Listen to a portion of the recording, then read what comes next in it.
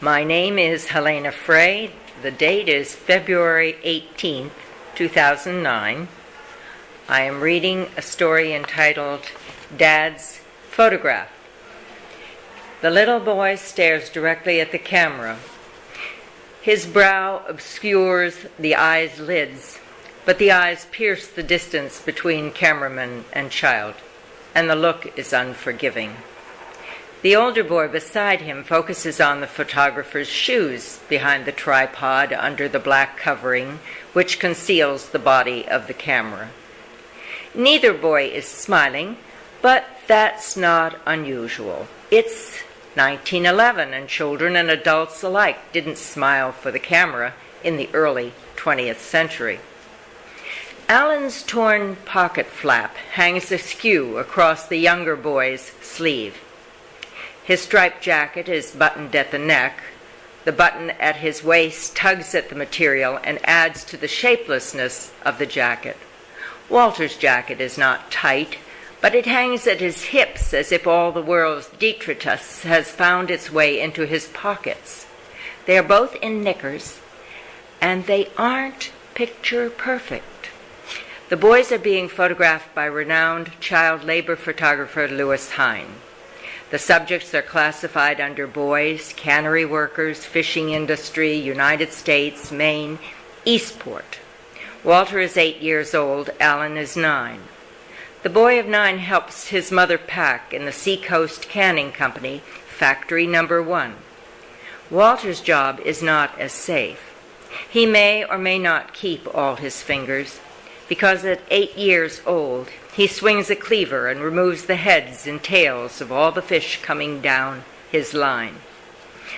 I have looked at pictures of child laborers over the years, but never have I seen a picture of my own father staring out at me with defiant mistrust. I never knew he was poor.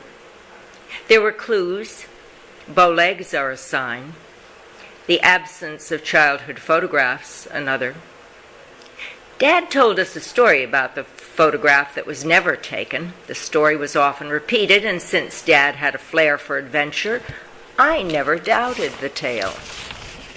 My sister Anne and I, he said, were dressed in our most elegant attire. Anne wore a light silk dress with a crinkled surface, and I wore a black velvet suit with a lace collar.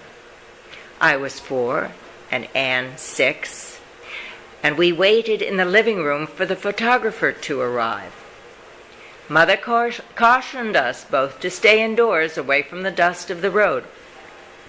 But, Dad said, I heard the call of the wild. The Barnum and Bailey Circus was in town, and the parade was to head through town and out into the open fields where the tents were pitched, surrounded by trailers. Anne was older, but I got away because she was watching her reflection in the mirror and primping in her dress with its crinoline petticoat. On the main street, the men on stilts towered over me, as did the elephants, but nothing frightened me. The clowns came right up to the edge of the road, but that wasn't enough entertainment for me. I wanted to be a part of the parade. I stepped into the street, and walking in front of one elephant, I grabbed the tail of another. I wasn't a bit afraid. I wanted to follow that elephant right out of town and join the circus. It didn't last. Mother found me. My little Lord Fauntleroy suit was covered with elephant dung, so the photograph was never taken. But a famous child labor photographer had taken his picture, and of that picture my father never spoke.